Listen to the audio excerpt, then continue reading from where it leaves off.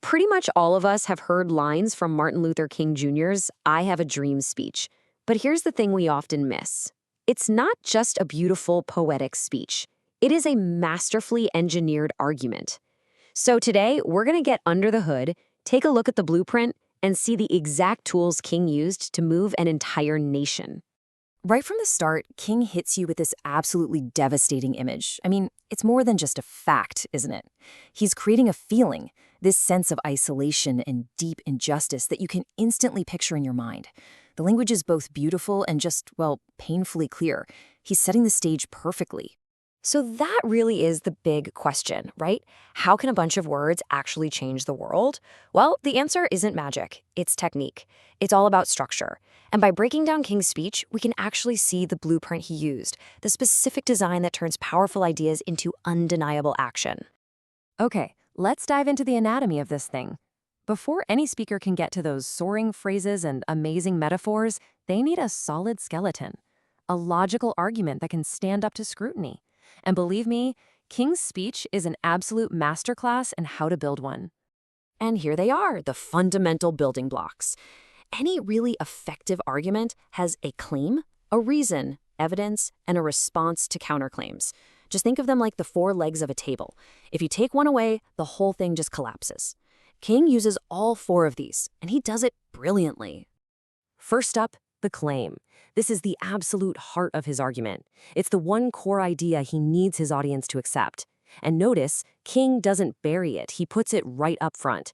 This is his central thesis, the foundation that the rest of the speech is built on. Now, a claim is it's just an opinion until you give it a reason, a why.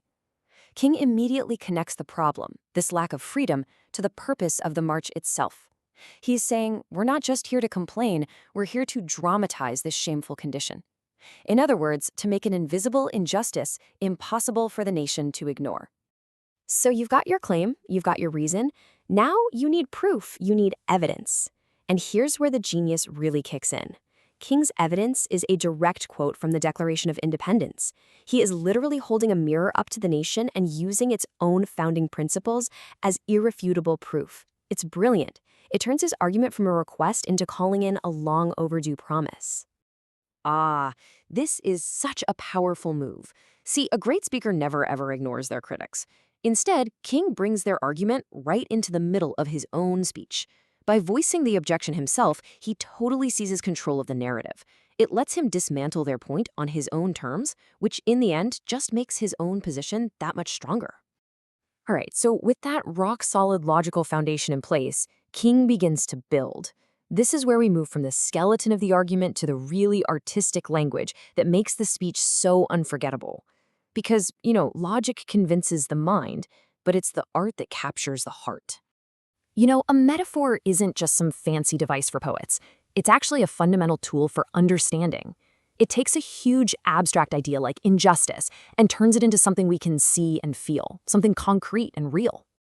And this is just, wow, so brilliant. King doesn't just say injustice is bad and brotherhood is good. No, he makes you feel the difference. Quicksand gives you this visceral sense of danger, of being trapped, of sinking with no escape. But solid rock, that feels safe, strong, permanent.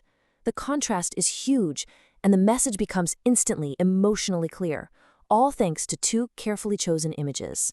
Okay, now let's zoom in on a much more subtle tool, one that master communicators use with incredible precision, a simple grammatical choice. For most of us, it's something we do without thinking, but in the right hands, it's a powerful way to control a message. The difference between active and passive voice, it's all about focus. The active voice puts the spotlight on the person doing the action, but the passive voice, it shifts that spotlight, emphasizing the person or thing that's receiving the action instead. So using the passive voice isn't just a stylistic work, it's a strategic one. You can use it to kind of hide who's responsible, like in that classic line, mistakes were made. But, and this is so important, you can also use it to powerfully emphasize the receiver of an action, drawing all of the audience's attention to the person who was acted upon. This quote from Rosa Parks' memoir is a perfect example of this in action. Notice that last phrase, until the warrant was signed.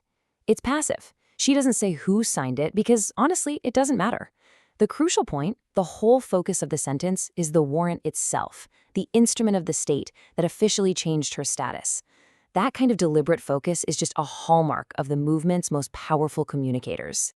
So, the crucial point in all of this is that these techniques, strong arguments, vivid metaphors, deliberate voice, they aren't just museum pieces for us to analyze. They're a timeless, powerful toolkit that really anyone can use to communicate more effectively. So let's put it all together. This is your toolkit.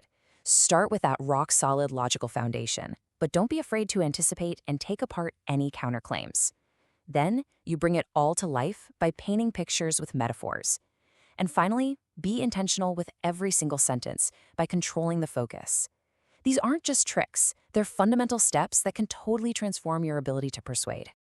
And that brings us right back to today, doesn't it? The techniques that gave I Have a Dream its enduring power are just as relevant now as they were back in 1963. The tools haven't changed at all. So the only real question is, what injustices today are still waiting for their masterpiece of an argument?